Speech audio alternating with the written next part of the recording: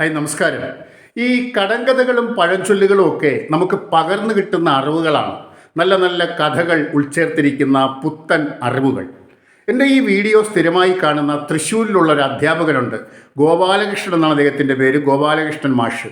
അദ്ദേഹം ഈ കടങ്കഥകളെക്കുറിച്ചുള്ള വീഡിയോ കണ്ടപ്പോൾ അദ്ദേഹം കുട്ടിക്കാലത്ത് കേട്ടിട്ടുള്ള ചില കടങ്കഥകൾ എന്നോട് പറയുകയുണ്ടായി. രസകരമായ കടങ്കഥകൾ. അതിലൊന്ന് ഞാൻ നിങ്ങളുമായിട്ട് പങ്കുവയ്ക്കുകയാണ്. എൻ്റെ ചോദ്യം ഇങ്ങനെയാണ്: 6 നിന്ന് 1 എടുത്തു, 1 പിന്നെ 3 ആക്കി. 3 നിന്ന് 2 എടുത്തു, 2 പിന്നെ 100 ആക്കി. ഇത് കേൾക്കുമ്പോൾ നമുക്ക് എന്തോ കണക്കാണെന്ന് തോന്നും, പക്ഷേ ഇതിൻ്റെ ഉത്തരം അതല്ല. അതിൻ്റെ ഉത്തരം ഇങ്ങനെയാണ്: 6 നിന്ന് 1 എടുത്തു. പണ്ട് ഈ കായലിലും ആറിലും ഒക്കെ മുങ്ങിത്തപ്പി നമ്മൾ കക്ക വരാറുണ്ടല്ലോ. അപ്പോൾ കക്കയാണ് എടുത്ത 1. 6 നിന്ന്, 6 എന്ന് പറയുന്നത് ജലാശയം എന്ന അർത്ഥം മാത്രം.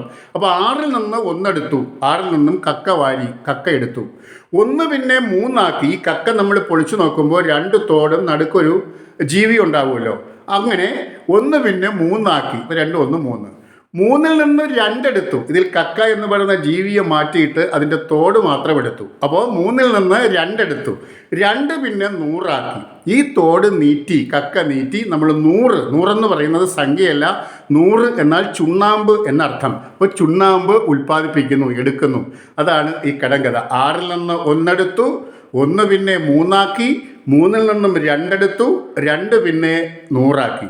ഇപ്പോൾ ഇത് പറയുന്ന GK മാഷിനും നന്ദി പറയുന്നു. ഇത് കേൾക്കുന്ന നിങ്ങളോടും എൻ്റെ സ്നേഹം അറിയിക്കുന്നു. നന്ദി. മറ്റൊരു കടങ്കഥയുമായിട്ട് നമുക്ക് കാണാം. നമസ്കാരം.